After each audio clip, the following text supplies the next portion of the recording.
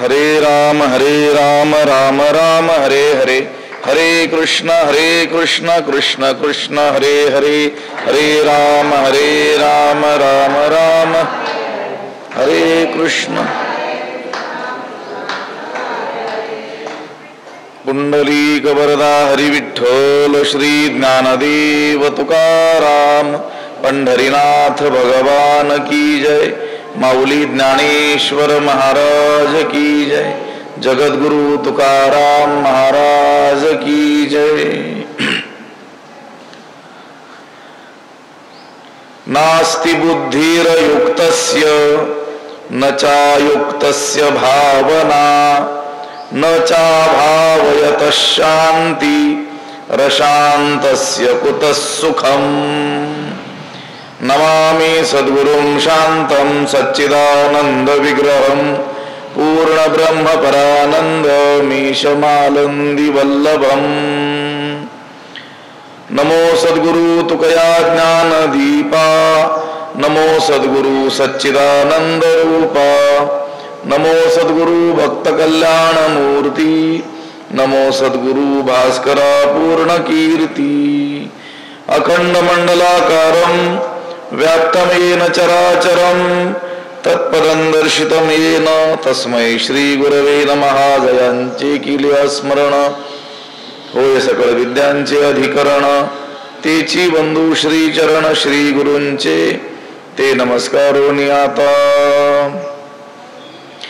नास्ति बुद्धिरयुक्तस्य न चायुक्तस्य भावना, न चाभावयतः शांती रशांतस्य कुतः सुखम. ग्रंथराज ज्ञानेश्वरीच्या दुसऱ्या अध्यायाचं चिंतन आपण करतो आहोत आणि या दुसऱ्या अध्यायातील 66व्या क्रमांकाचा हा श्लोक आहे. या श्लोकाचा अन्वय आणि अर्थ एकदा आपण पाहूयात.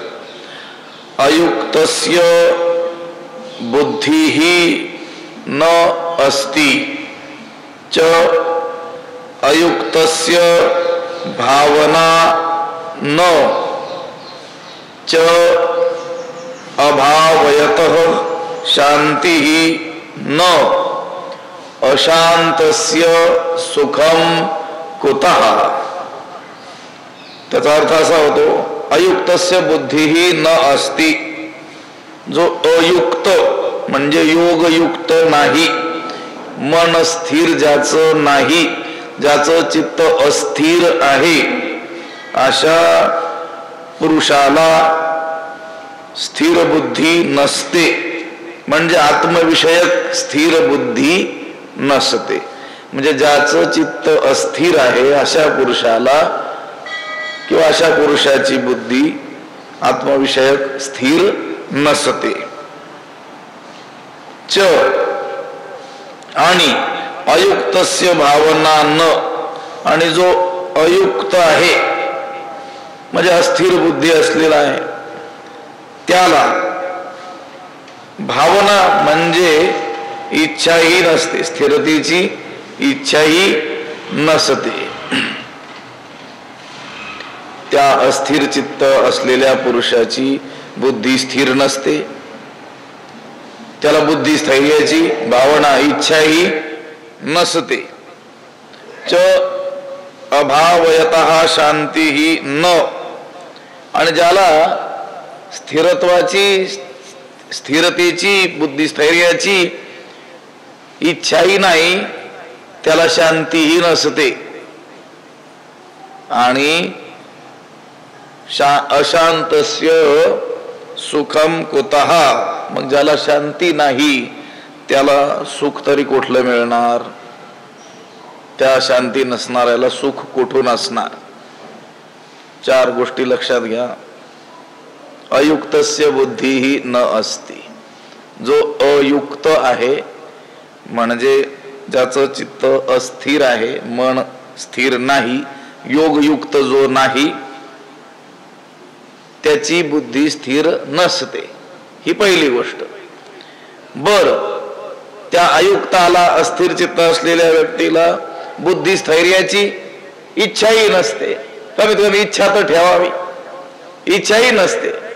बर, ज्याला अशी बुद्धी स्थैर्याची इच्छा नाही त्याला शांती नसते, आणि ज्याला शांती नाही त्याला सुख कुठलं असणार?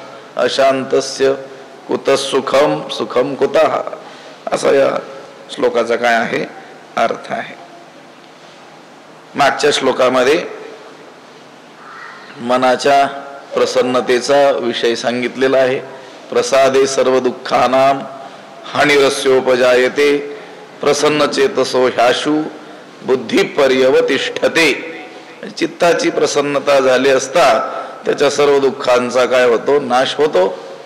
आणि चित्त प्रसन्न ज्याचं झालेलं आहे त्या पुरुषाची बुद्धी आत्मस्वरूपी काय होते? स्थिर होते, लवकर स्थिर होते. आशु लवकर स्थिर होते. त्या श्लोकातला तो विषय आहे. पण आता या श्लोकामध्ये ज्याचं चित्त स्थिर नाही,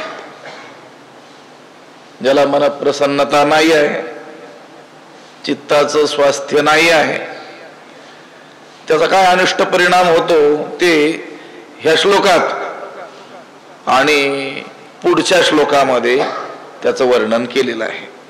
की चित्त स्वास्थ्य जर नसेल, चित्त स्थिर नसेल, तर त्याचा काय अनिष्ट परिणाम होतो ते ह्या 2 श्लोकातून वर्णिलेलं आपल्याला आढळतं. ये युक्तीची कडसणी नाही जयाच्या अंतःकरणी तो आकळीला जाण गुणी विषयादिकी.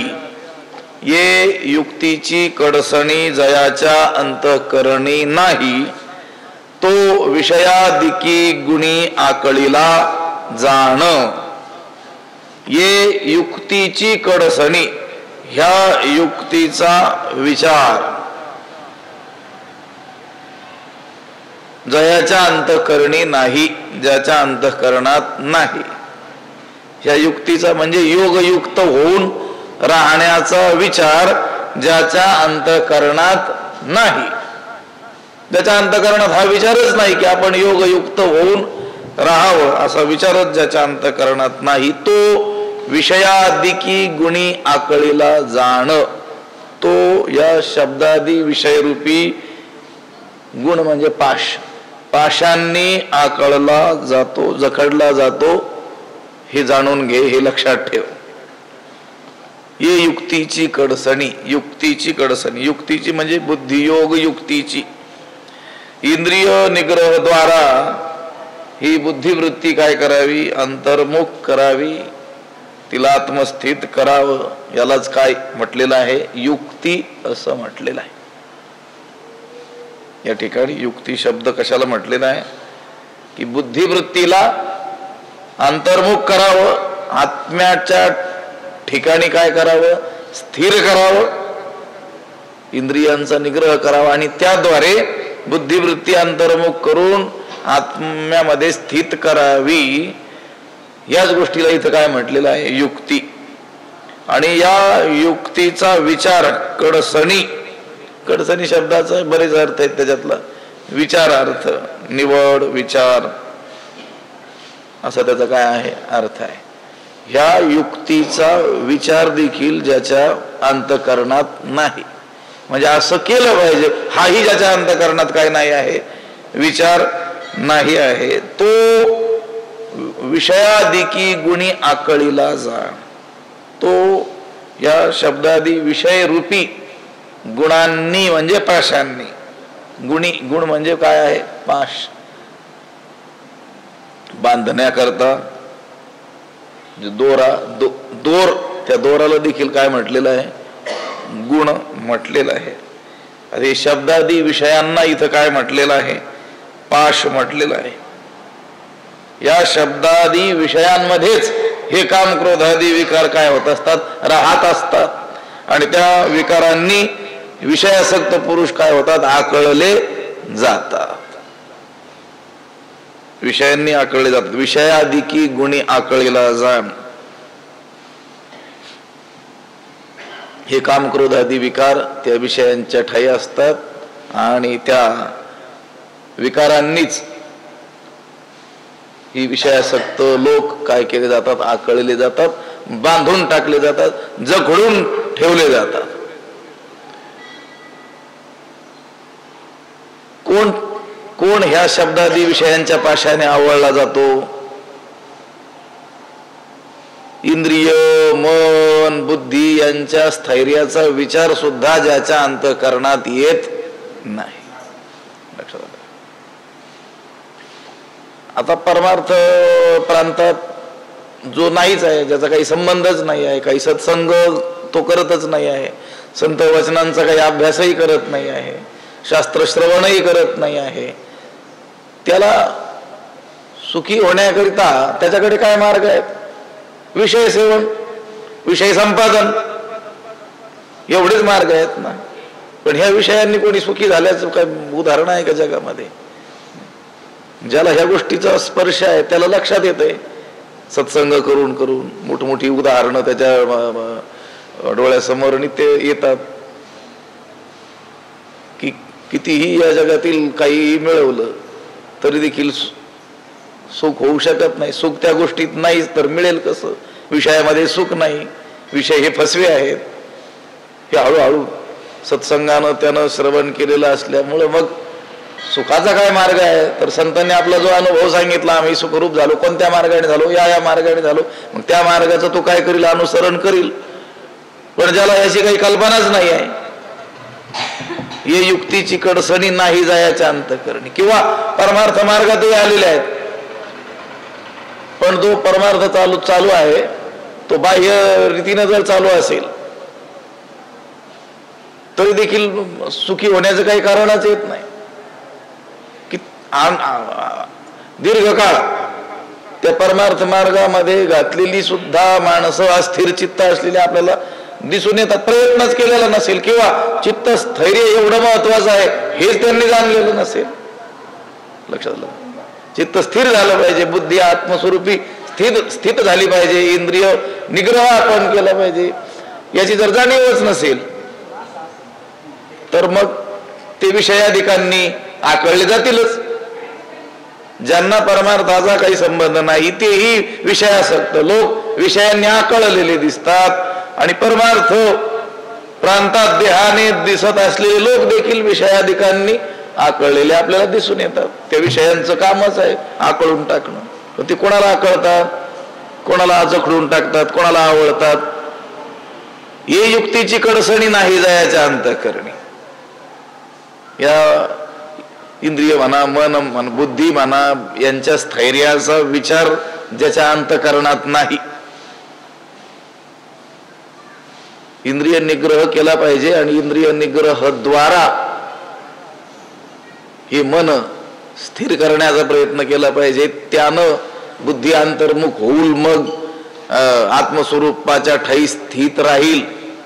ह्याचा विचारच ज्याच्या अंतःकरणात नाही आहे. खरा परमार्थ हा आहे. हा विचार करणं कशाचा? या मनबुद्धीच्या स्थैर्याचा विचार करणं, हाच खरा काय आहे? परमार्थ आहे. पण हा विचारच ज्याच्या अंतःकरणात नसतो तो विषयादिकी गुणी आकळीला जाण, तो या शब्दादी विषयरूपी पाशांनी काय होतो? आकळला जातो. पाश म्हणजे दोरा. दोऱ्यानं काय केलं जातो? दोरखंडानं बांधला जातो. तया स्थिर बुद्धी पार्था कही नाही सर्वथा, आणि स्थैर्याची आस्था तेही नुपजे.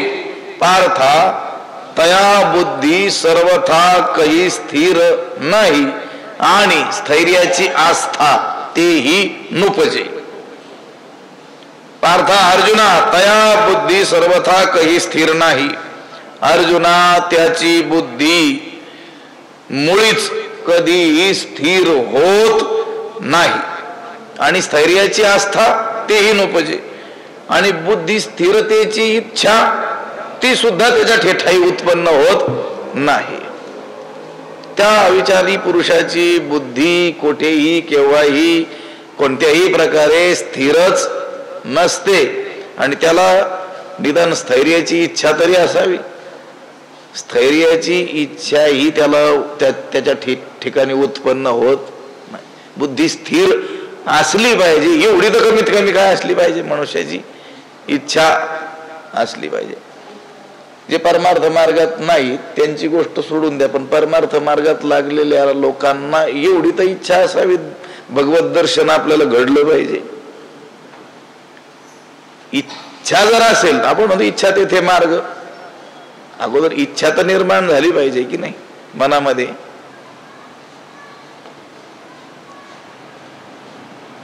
ते क्रमच आहे की नाही. जानाती इच्छती यतते. यत म्हणजे प्रयत्न कधी होईल, इच्छेनंतर होईल ना. देवदर्शनाची इच्छा असेल तरच घरून माणूस घर सोडून मंदिरापर्यंत येईल. कमीत कमी इच्छा तर बाळगावी. संत सांगतात ना आपल्याला, पंढरीला जा, पंढरीला जा, पंढरीला जा. तो पांडुरंग असा आहे, सुखरूप आहे असं सांगतात. नंतर नंतर अगदी हताश होऊन ते सांगतात, अरे पंढरीला जाण्याची इच्छा तर ठेवा कमीत कमी. कमीत कमीत मुखानं एवढं तर म्हणा, मी पंढरीला जाईल. नामदेवराय म्हणतात, जाऊ म्हणता पंढरी यम थोर चिंता करी. त्याचा सुद्धा लाभ सांगितलाय त्यांनी. एवढं तर मन घरी बसल्या बसल्या, जाईल मी पंढरीला, जाईल मी पंढरीला. इच्छा तर ठेव. ज्ञानेश्वरी वाचावी, तिचं चिंतन करावं, पाठांतर करावं, अभ्यास करावा, ठीक आहे. नसला तर कमीत कमी इच्छा तर ठेवावी, मी वाचील भाऊ, कधीतरी वाचील. असं त्या इच्छेनं सुद्धा काय होईल, कधीतरी मार्ग मिळेल ना. ह्याला त्या बुद्धी स्थैर्य तर त्याच्या ठाई नाहीच आहे, पण आपली बुद्धी स्थिर व्हावी अशी निदान इच्छा तरी असायला पाहिजे. तीही उत्पन्न होत नाही आहे. तया स्थिर बुद्धी पार्था कही नाही सर्वथा. पार्था तया बुद्धी सर्वथा कही स्थिर नाही. अर्जुना, त्याची बुद्धी मुळीच स्थिर होत नाही. आणि स्थैर्याची आस्था म्हणजे बुद्धी स्थिरतेची इच्छा, उत्कट इच्छा, प्रबळ इच्छा की माझी बुद्धी काय झाली पाहिजे, आत्मस्वरूपाच्या ठाई स्थिर झाली पाहिजे. तीही त्याच्या ठाई काय होत नाही, उत्पन्न होत नाही सर्वथा, मुळीच. केव्हाही त्याच्या अंतःकरणाची धाव ही नेहमीच हमेशाच कशाकडे आहे, विषयांकडे आहे. अत्यंत बहिर्मुख जो आहे त्याची बुद्धी केव्हाही स्थिर होत नाही. नुसतं मला हे हवं, ते हवं, ते हवं, बाह्य दृष्टी त्याची. इदमद्य मया लब्धमिवं प्राप्से मनोरथम. नाही, ऐकू येत नाही इथपर्यंत. हा हिरवा चारा पाहिला की ज्याप्रमाणे पशु काय होतो, भांबा होतो, त्याप्रमाणे विषय बघितले की याचं अंतःकरण त्या विषयांकडे धावलंच समजायचं. बुद्धी स्थैर्य तर नाही त्याला, पण बुद्धी स्थिर व्हावी अशी इच्छा ही त्याच्या ठिकाणी नाही. अशा माणसाचा विचार आहे. बुद्धी आणि स्थैर्याची आस्था तीही नोपजे. आस्था म्हणजे इच्छा. मनोरथाची धारसा वाहणे जयाची मानसा, पुरी पडिला जैसा दुधिया पाही. पुरामध्ये, पुराच्या पाण्यात भोपळा, दुधी भोपळा पडला की तो काय होतो, तो वाहत जातो ना. जसं पाणी त्याला वाहून नेईल तसं. तसं मनोरथाची धारसा वाहणे जयाची मानसा. ज्याचं मानस अंतःकरण नेहमी काय करतंय, मनोरथाच्या उतरी रची. मी हे करील, मी ते करील, मला हे करायचंय, अशी सतत वृत्ती बहिर्मुखच. बुद्धीला स्थैर्य तर कोणत्याही प्रकारचं नाहीच, पण आपली बुद्धी स्थिर व्हावी अशी इच्छा देखील मनात नाही. असा जो कोणी आहे, तया स्थिर बुद्धी पार्था कही नाही सर्वथा. आणि स्थैर्याची आस्था तीही नुपजे. निश्चळत्वाची भावना जरी नव्हेची देखे मना, तरी शांती केवी अर्जुना आपू होय.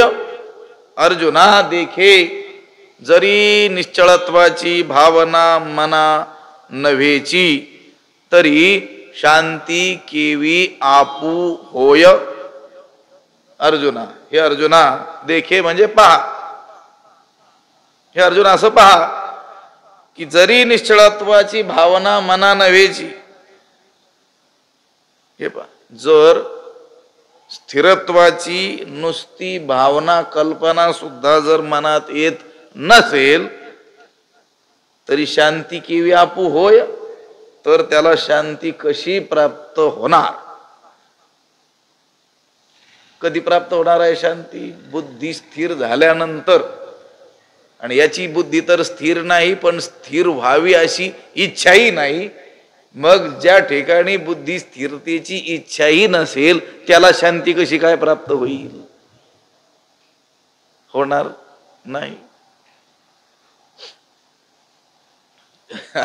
उदाहरण, काम करूनही जर पैसे मिळत नसतील तर जो कामच करत नाही नुसतं मनोरथ करतो त्याला मिळतील का? बुद्धी स्थिर झाल्यानंतर शांती प्राप्त होणार आहे. याची तर बुद्धी स्थिर नाही आणि स्थिरत्वाची इच्छा सुद्धा नाही. निश्चळत्वाची भावना जरी नव्हेची देखे मना. हे अर्जुन असं पहा की स्थैर्याची इच्छा जर मनात कधी नसेल तरी शांती केव्हा अर्जुन आप होय, तर त्याला शांती कशी काय प्राप्त होईल? निश्चळत्वाची भावना, निश्चळ म्हणजे स्थिर, स्थिरत्वाची भावना म्हणजे निष्ठा कल्पना. चित्त स्थिर व्हावं एवढी कळकळ सुद्धा ज्याच्या अंतःकरणात नाही त्याला सुख कुठून मिळणार? हे पहा, चित्त स्थैर्याचा प्रयत्न करण्याच्या अगोदर ते चित्त स्थिर व्हावं अशी प्रबळ इच्छा तर पाहिजे. प्राप्तीचा जिव्हाळा तर पाहिजे की नाही? प्राप्ती होईल, प्रयत्न केल्यानंतर प्राप्ती होईल, पण त्या प्राप्तीचा काय असला पाहिजे? जिव्हाळा. अथवा ज्ञान कीर आपू होय, आपू नोहे परी ते चाड एकी जरी वाहे. अथवा ज्ञान कीर आपू नोहे परी ते चाड एकी जरी वाहे. तरी ते जिव्हाळा काय आहे? प्राप्तीचा पै. इच्छा जर नसेल ना तर वस्तू जवळ असून सुद्धा तिचा उपयोग होत नाही. आणि इच्छा असेल तर वस्तू जवळ नसेल तरी देखील तिच्या प्राप्तीचा मनुष्य काय करील? प्रयत्न करील. ज्याच्या ठाई या स्थैर्याची इच्छाच मनात येत नाही त्याला शांती कशी काय प्राप्त होणार? शांती मनशांती, चित्ताचं स्वास्थ्य. हे पहा, तर परमार्थातल्या उच्च गोष्टींबद्दलचा विचार चाललेला आहे. पण मन स्थिर नसेल तर सांसारिक सुखांचा सुद्धा आनंद उपभोगता येत नाही. प्रपंचामध्ये सुद्धा त्याला समाधान लाभत नाही. काय नसेल तर? चित्त स्थिर नसेल तर. हे पहा, रस विषय आहे, रसनेंद्रियेच्या द्वारा सेवन केला जाणारा रस विषय आहे. म्हणजे भोजन करायचं, जेवणाचा आनंद. तो भोजनाचा आनंद सुद्धा त्याला नीटसा उपभोगायचा असेल तर त्याच्या चित्ताची स्थिरता असणं काय आहे? अपेक्षित आहे. अत्यंत चित्त विचलित जर झालेलं असेल आणि त्या घरातील त्या माऊलीनं अगदी पहाटेपासून उठून रांधून स्वयंपाक केलेला असेल, मिष्टान्न बनवलेले असतील, त्याचा आनंद उपभोगता येईल का त्याला? घरचे सांगतात की नाही, जरा आता तरी काय थोडा वेळ शांत बसा, जेवणापुरतं तरी काय करा, चंचलतेचा त्याग करा, आता तरी ते फोन ठेवून द्या. फोनवर चालूच असतं, कुणाचं नुकसान झालं, नफा झाला, झालं का. मग जर भोजनासारख्या एका सामान्य गोष्टीचा आनंद सुद्धा जर मन स्वास्थ्याशिवाय लाभत नसेल तर इथं ज्या शांतीचं वर्णन आहे ती शांती मनस्थिरतेशिवाय कशी काय प्राप्त? मोठा विषय आहे बरं का. आम्ही तिकडं बऱ्याच विस्तारानं याचा विचार केलेला होता. जगात जेवढी काही कामं आहेत, मोठमोठी कामं, मोठमोठ्या नोकरीला व्यवसायाला असलेली लोक, त्याच्यामध्ये सगळ्यात सामान्य काम समजलं जातं. तसं सामान्य नाही बरं का, पण लोकांची दृष्टी तशी असते. कोणतं? ड्रायव्हिंग करणं. लोकांच्या दृष्टीनं बरं का, ड्रायव्हर म्हणजे ज्याला बाकीच काही येत नाही त्यानं काय करायची? ड्रायव्हिंग करायची, असं लोक मानतात. तसं नाहीये खरं तर. खरं तर तो माणूस अतिशय हुशार, निर्व्यसनी, शरीर स्वास्थ्याबरोबर मनस्वास्थ्य असणारा असला पाहिजे, कारण त्याच्यावर अनेक लोकांचं जीवित अवलंबून असतं. पण आपल्याकडे उलट आहे. एखाद्या ठिकाणी शिपाई म्हणून घ्यायचं असेल तरी देखील त्याचं ते शिक्षण, त्याचं ते हे सगळं पाहिलं जातं. आणि जिथं ज्याच्या ताब्यात आपलं जीवित द्यायचंय त्याचं काहीच पाहिलं जात नाही. लक्षात आलं का? ड्रायव्हिंग करणाराला जर त्याचं मन अस्वस्थ असेल, अस्थिर असेल, तर तो व्यवस्थित गाडी चालवू शकतो का? नाही चालू शकत. मग जे अनेक अपघात जे होतात, त्या अपघाताची जी अनेक कारणं असतील, त्याच्यातील बहुतेक कारणं कोणती असतात?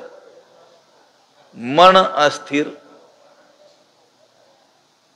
त्याचं तो जीवन धोक्यात घालतोच तो, पण त्याच्याबरोबर दुसऱ्याही अनेक सज्जनांचं जीवन देखील काय करतो? धोक्यात घालतो. कशामुळे? केवळ मन अस्थिर असल्यामुळं. ते बोर्ड लिहिले जातात की नाही रस्त्यावर, हे अपघात टाळावेत म्हणून ते बोर्ड लिहितात की नाही? अतिवेगानं चालणं हे तर एक कारण असेलच, पण मन स्थिर नसणं हे प्रमुख कारण आपल्याला वाटतं. त्याचं मन स्थिर नसेल तर तो व्यवस्थित वाहन चालवू शकत नाही. एखाद्या शिक्षकाचं मन स्थिर नसेल तर तो शिकवण्याचं काम उत्तम रीतीनं करू शकत नाही. एखाद्या वैद्याचं, कुशल डॉक्टर जो आहे, त्याचं मन स्थिर नसेल तर तो व्यवस्थित उपचार करू शकत नाही. त्या एखाद्या गृहिणीचं मन स्थिर नसेल तर ती घरकाम नीट व्यवस्थित करू शकत नाही. मग संसारातल्या साध्या साध्या गोष्टीसाठी सुद्धा जर मनस्वास्थ्याची काय असेल, चित्तस्थैर्याची आवश्यकता असेल, तर परमार्थात तर ती अधिकच आहे. कारण परमार्थ सगळा त्या चित्ताच्या स्थिरतेवरच काय आहे? अवलंबून आहे. थोडे आहे चित्त साह्य झाली. साह्य झाली म्हणजे काय? स्थिर झाली. चित्त शुद्ध झालं, स्थिर झालं की मग परमात्मा प्राप्ती काही दूर नाही आहे. तया स्वांत करण जिता सकळ कामोपशांता. परमात्मा परवता दूरी नाही, त्याच्यासाठी परमात्मा दूरच नाही आहे. पण समस्त विकारांना त्याला त्या चित्तातून काय करावं लागेल? दूर करावं लागेल. त्यावेळेस त्याचं काय होईल? चित्त स्थिर होईल. कारण त्या विकारांनीच त्याचं चित्त काय झालेलं आहे? चंचल झालेलं आहे. घातले बाहेरी काम क्रोध वैरी, तुका म्हणे देह भरिला, विठ्ठले काम क्रोधे केले घर रीते. म्हणजे नेमकं काय केलं? तर ते म्हटले आमचं चित्त आम्ही शुद्ध केलं आणि काय केलं? स्थिर केलं. मोठ्या प्रयासानं केलं, साधनांचा आटापिटा करून केलं. प्रयत्न केल्यानंतर होईल, पण याच्या ठाई प्रयत्न तर नाही, पण आपलं चित्त स्थिर व्हावं अशी इच्छा सुद्धा त्याच्या मनात नाही. मग त्याला शांती प्राप्त होईल का? निश्चळत्वाची भावना जरी नव्हेची देखे मना, तरी शांती केवी अर्जुना आपू होय. त्याला शांती कशी काय प्राप्त होईल? जेथ शांतीचा जिव्हाळा नाही, तेथ सुख विसरोनी न रिगे कही. जैसा पापियाच्या ठाई मोक्षू न वसे. जेथ शांतीचा जिव्हाळा नाही. उदाहरण दिलं ज्ञानोबरायांनी. ते उदाहरण, तो दृष्टांत म्हणजे खरं तर काय आहे? सिद्धांत आहे. सिद्धांताचाच काय करून टाकला? दृष्टांत करून टाकला. काय दृष्टांत दिला? आणि जैसा पापियाच्या ठाई मोक्षू न वसे. जेथ शांतीचा जिव्हाळा नाही, तेथ सुख विसरोनी कही न रिगे. काय उदाहरण दिलं? जैसा पापियाच्या ठाई मोक्षू न बसे. जैसा म्हणजे ज्याप्रमाणे, पापियाच्या ठाई म्हणजे पापी मनुष्याच्या ठिकाणी, मोक्षू न वसे मोक्ष कधीही राहत नाही. मोक्ष कोणाला प्राप्त होतो? त्या पापी पुरुषाला थोडाच प्राप्त होईल. हा तर खरा सिद्धांत आहे. पापी मनुष्य त्याला मोक्ष प्राप्त होऊ शकत नाही. ज्ञानोबरायांनी त्याचा दृष्टांत केला. जसा पापी पुरुषाच्या ठिकाणी मोक्ष राहत नाही, त्याचप्रमाणे जेथे शांतीचा जिव्हाळा नाही, ज्या ठिकाणी शांतीचा ओलावा नाही, तेथ सुख विसरोणी कही न रिगे. तेथे सुख विसरोणे म्हणजे चुकून सुद्धा, न रिगे कही न रिगे प्रवेश करीत नाही. त्या मनुष्याच्या ठिकाणी सुख चुकून सुद्धा प्रवेश करीत नाही. एखाद्या वेळेस चुकून आलं व सुख त्याला झालंय, कुणाला? चित्त अस्थिर असलेल्याला. असं उदाहरण जगात नाही. ज्याचं चित्त अस्थिर आहे त्याच्या ठिकाणी ते सुख चुकून सुद्धा येत नाही. ज्ञानोबरायांचे शब्द आहेत. काही लोक म्हणतील ना, नाही असं उदाहरण, ते म्हणतील असेल एखादं उदाहरण की ज्याचं चित्त काय आहे, अस्थिर आहे, पण एखाद्या वेळेस त्याला काय झालं, सुख झालं. ज्ञानोबराय म्हणतात नाही, ते सुख चुकून सुद्धा त्याच्या ठिकाणी येत नाही. कशा रीतीनं? ज्याप्रमाणे पापी मनुष्याच्या ठिकाणी चुकून सुद्धा मोक्ष होऊ शकत नाही, त्याला मोक्ष प्राप्त होऊ शकत नाही. सुख या शब्दाचा इथला जो अर्थ आहे तो आत्मसुख, आत्मानंद असा केलेला आहे. आणि खरं तर सुख हेच आत्मसुख किंवा आत्मानंद ज्याला म्हणतो ना, किंवा शास्त्र ज्याला म्हणतं तेच खरं सुख असतं. आपण त्या दुःखालाच सुख म्हणत असतो. ज्ञानोबरायांनी सुखाच्या आणि दुःखाच्या काय केलेल्या आहेत, व्याख्या केलेल्या आहेत. किंबहुना सोय जीवात्मयाची लाहे, तेथ जे होय तया नाम सुख. ज्ञानोबरायांनी सुखाची केलेली व्याख्या आहे. जीव आपल्या मूळ स्वरूपाशी ज्यावेळेस ऐक्य पावतो तिथं त्याला जे होतं त्याला काय म्हटलेलं आहे, सुख म्हटलेलं आहे. म्हणजे संत आत्मसुखाला, आत्मानंदालाच काय म्हणत असतात, सुख म्हणत असतात. बाकीची जी सुख आपण मानलेली सांसारिकांनी, ती संतांच्या दृष्टीनं काय असतात, दुःखच असतात. ते म्हणतात की नाही, दुःख लेवणी सुखाची अंगी सळीत जगाते. खरं तर ते दुःखच, पण सुखाचं अंगड टोपडं घालून जगाच्या समोर आलेलं आहे. कशाकरिता? जगाला त्रस्त करण्याकरिता, सळण्याकरिता. सुख एकच, ते परमात्मा सुख. आणि ते सुख त्या पुरुषाच्या ठिकाणी, ज्या ठिकाणी शांतीचा ओलावा नाही, शांतीचा जिव्हाळा नाही, त्याच्या ठिकाणी चुकून देखील सुख काय करत नाही, प्रवेश करत नाही. जेथ शांतीचा जिव्हाळा नाही तेथ सुख विसरोणी नरिगे कही, जैसा पापियाच्या ठाई मोक्षू न वसे. जर तो स्थिर होईल तर काय प्राप्त होईल, शांती प्राप्त होईल. जर शांती प्राप्त होईल तर त्याला सुख प्राप्त होईल. जर स्थिरता नसेल तर शांती नाही, आणि शांतीच नसेल तर अशांतस्य कुत सुखम. तर त्या अशांत पुरुषाला सुख कुठलं आलंय? तुकोबराय म्हणतात की नाही, शांती परते नाही सुख, येर अवघेची दुःख, म्हणवणी शांती धरा, उतराल पैल तिरा. शांतीसारखं सुखच नाही आहे. त्यांनी तर त्या शांतीलाच काय म्हटलेलं आहे, सुख म्हटलेलं आहे. माणसं शांत दिसतात का आजची? सगळी कशी झालेली आहेत, अशांत. मग सुखाची आणि यांची भेट कधी होईल? बघा ही ओवी किती महत्वाची आहे. तेथ सुख विसरोनी न रेगे काही. एवढं चरण लक्षात ठेवायचं. आजच्या लोकांनी काहीही केलं त्यांनी, पण चित्त स्थिर केलं नाही तर सुख त्यांच्या ठिकाणी चुकून सुद्धा येणार. चुकून सुद्धा ते कधीही सुखी होऊ शकणार नाहीत. आपण सुरुवातीला बोललो असू, आपण प्रवचन आरंभले त्यावेळेस, हे सद्ग्रंथ म्हणजे सुखाची काय आहेत, साधना आहेत. सुखप्राप्तीचे उपाय सांगणारे हे ग्रंथ आहेत. दुःखनाशांचा उपाय सांगणारे हे ग्रंथ आहेत. याच्यामध्ये दुसरी काही चर्चा केली, काही युद्धाचं वर्णन, काहीतरी योद्ध्यांचं वर्णन, काही राजे लोकांचं वर्णन, असं काही वर्णन आहेत? ही सगळी कथा आहे. पण कोणती कथा आहे? आत्मकथा आहे. तुमची माझी ही सगळ्यांची काय आहे, कथा आहे. आणि ह्यामध्ये आपल्याला प्राप्त असलेली दुःख, त्या दुःखाची नेमकी काय कारण आहेत, आणि त्या दुःख नाश कशाने केला जाईल, सर्व सुखरूपता कशाने प्राप्त होईल, हे उपाय या ठिकाणी सांगितलेले आहे.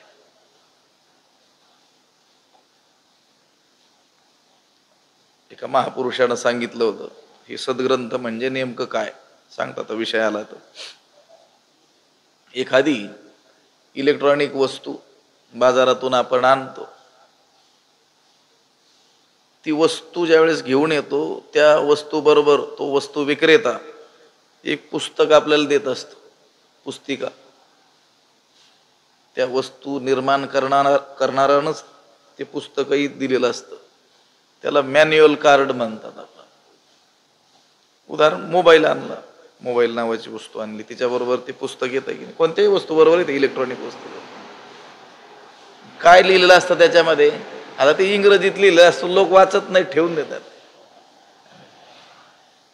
ती वस्तू कशी वापरावी जेणेकरून ती दीर्घकाळ टिकेल, त्यांनी सांगितलं असं 2 वर्ष गॅरंटी, 3 वर्ष गॅरंटी, वॉरंटी म्हटलेलं असतं की नाही, आणि टिकते ती वस्तू तेवढा काळ किंवा त्याहूनही अधिक टिकते. पण कशी हाताळली तर त्यांनी सांगितली तशी, चालू कशी करायची, बंद कशी करायची, हे त्या पुस्तकात दिलेलं असतं. त्यांना वाटत असतं ही वस्तू घेऊन जाणारे वस्तू वापरण्याच्या अगोदर ते पुस्तक वाचतील, कशी ही वस्तू हाताळावी हे जाणून घेतील आणि मग ती वस्तू वापरतील. पण तसं बहुधा घडत नाही. ते पुस्तक देतो टाकून, आपण वस्तू वापरायला सुरू करतो, आपल्याला जशी वापरता येईल तशी, मग काहीतरी मध्येच काय होतो, बिघाड होतो. त्यानं सांगितलं असतं 2 वर्ष टिकेल, 2 महिन्यातच बिघडली, मग ते पुस्तक शोधतो आपण. असंच घडतं ना. मग त्या पुस्तकात लिहिलेलं असतं, अरे असं तर करायचं नव्हतं, तसंच नेमकं आपण ती वस्तू चालवली, हाताळली, मग आपल्या लक्षात येतं. हे जसं घडतं की नाही व्यवहारात, त्या पुस्तकाला काय म्हणतात, मॅन्युअल कार्ड. हे सगळे सद्ग्रंथ आहेत ना, हे मॅन्युअल कार्ड आहेत. देवानं हे यंत्र आपल्याला दिलेलं आहे. देवे दिला देह भजना गोमटा, दिले इंद्रिय हात पाय कान, हे यंत्र दिलेलं आहे. आणि हे वापरावं कसं याच्यासाठी हे मॅन्युअल कार्ड दिलेले आहेत. आपलं कर्तव्य काय आहे, हे वाचावं, यातलं ज्ञान मिळवावं, आणि मग या देहाचा, या साधनांचा उपयोग तसा करावा. तो खरा काय होईल, त्या गोष्टीचा सदुपयोग होईल. ज्याच्यासाठी दिली वस्तू त्याच्यासाठीच ती काय करावी, वापरावी. देवाने देह दिला, देवे दिला देह भजना गोमटा, त्याच्या प्राप्तीचं साधन म्हणजे भजन, ते करण्याकरिता हा सुंदर नरदेह आपल्याला दिला. ज्या ज्या गोष्टी आवश्यक आहेत त्या सगळ्या दिल्या. बाह्य परिस्थिती सुद्धा त्याच्याकडे जाण्यास अनुकूल अशीच दिली प्रत्येकाला. आता त्याच्यात आणखी बारकावा आहे, कधीतरी बोललो असेल किंवा इतरत्र बोललो असेल मी. देवानं आपल्याला जे जे काही दिलेलं आहे ते सर्व, आणि अज्ञानानं आपल्याला हे दिलेलं नाही असं वाटतं, ते सर्वच त्यानं त्याच्याकडे जाण्याकरिता दिलेलं आहे. बोललेलं लक्षात येत आहे. जे जे दिलेलं आहे ते सगळं ही मुक्तीची साधनं म्हणून दिलेली आहेत. आणि आपल्याला अज्ञानानं वाटतं मला हे दिलेलं नाही, ते सुद्धा का दिलेलं नाही, त्याच्याकडे जाता यावं म्हणून दिलेलं नाही. मग आपल्याला हे ग्रंथ अभ्यासल्यानंतर लक्षात येईल की या देहाचा, या साधनांचा उपयोग अशा रीतीनं करावा, मग आपल्याला काय होईल, भगवत प्राप्ती होईल. म्हणजे सुखरूपता आपल्याला प्राप्त होईल, असलेल्या दुःखांचा काय होईल, नाश होईल. हे सगळे दुःख नाशाचे आणि सुखप्राप्तीचे उपाय सांगणारे ग्रंथ आहेत. काय उपाय सांगितला त्यांनी, बुद्धी स्थिर करा, चित्त स्थिर करा, इंद्रियांचा काय करा, निग्रह करा, मग तुम्हाला काय होईल, शांती प्राप्त होईल. शांती प्राप्त झाली की सुख प्राप्त होईल. जर तुम्ही इंद्रिय निग्रह करणार नाहीत आणि इंद्रिय निग्रहद्वारा बुद्धी आत्मस्वरूपामध्ये स्थिर करणार नाहीत, तर तुम्हाला शांती प्राप्त होणार नाही. आणि शांतीच नसेल तर तुमच्या ठिकाणी सुख चुकून सुद्धा येणार नाही. जेथ शांतीचा जिव्हाळा नाही, जेथे शांतीचा ओलावा नाही, तेथ सुख विसरोणी नदी गे काही, तेथे कधी सुख चुकून देखील प्रवेश करीत नाही.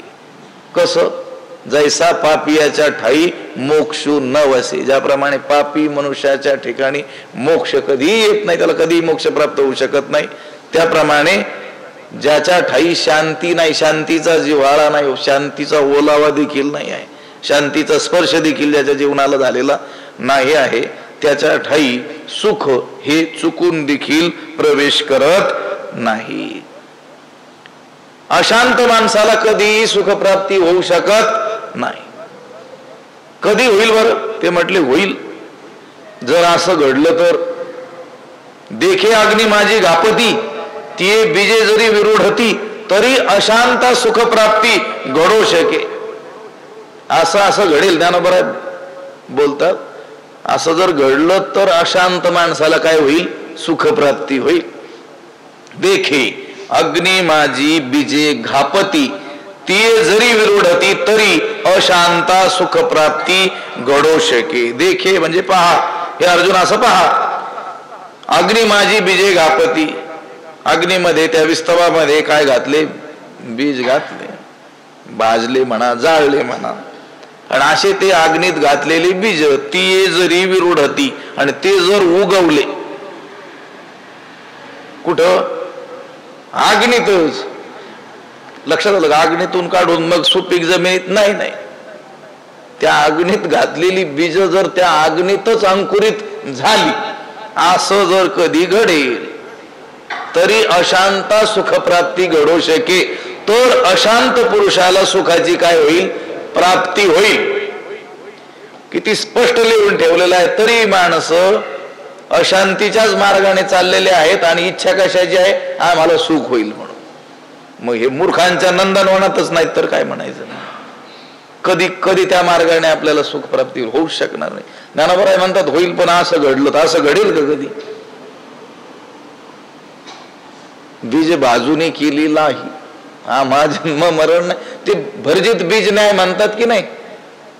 बीज भाजलं तर ते उगवतं का?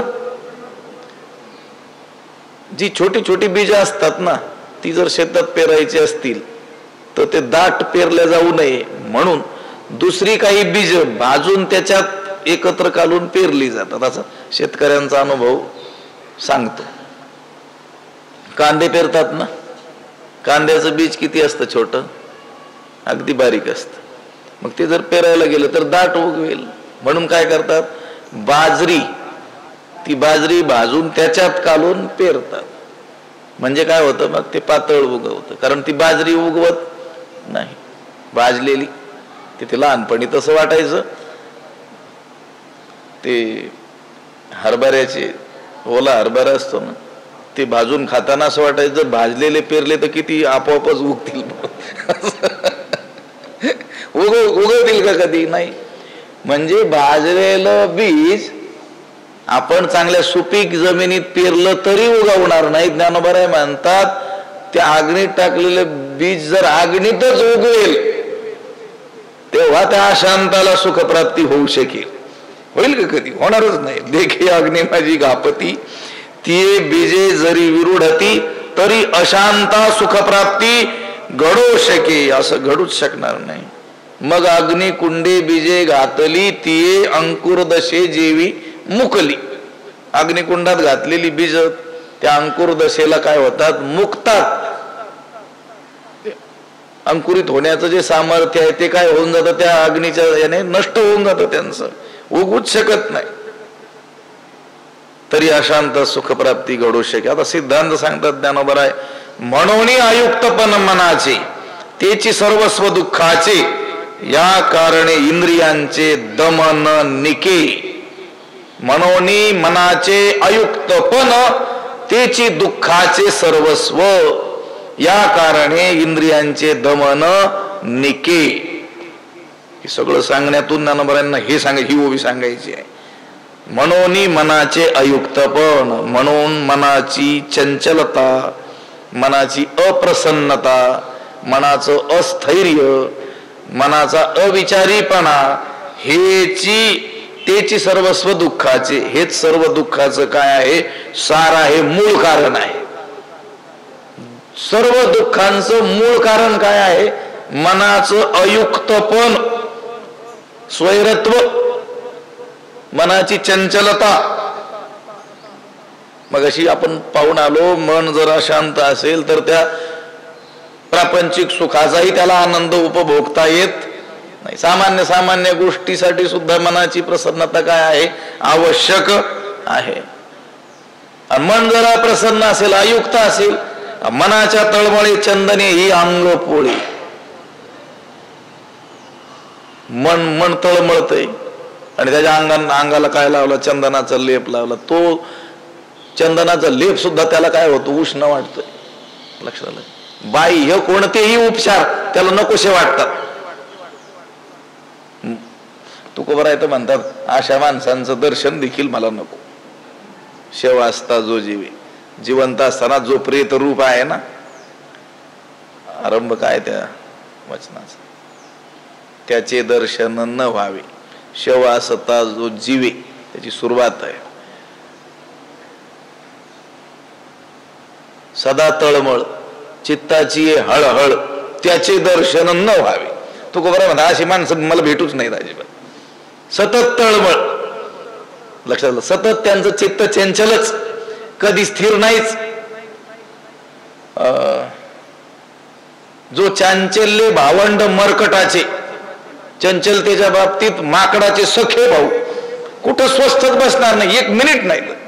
लक्षात आलं का? तुकोबराय म्हणा, अशा लोकांचं दर्शनच नको मला.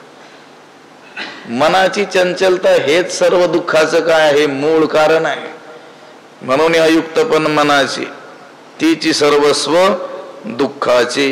मग काय करावं, सुखाकरता काय करावं? या कारणे इंद्रियांचे दमन निके. म्हणून मनोनिग्रह करावा. आणि मनोनिग्रह करिता अगोदर इंद्रियांचं काय करावं, दमन करावं.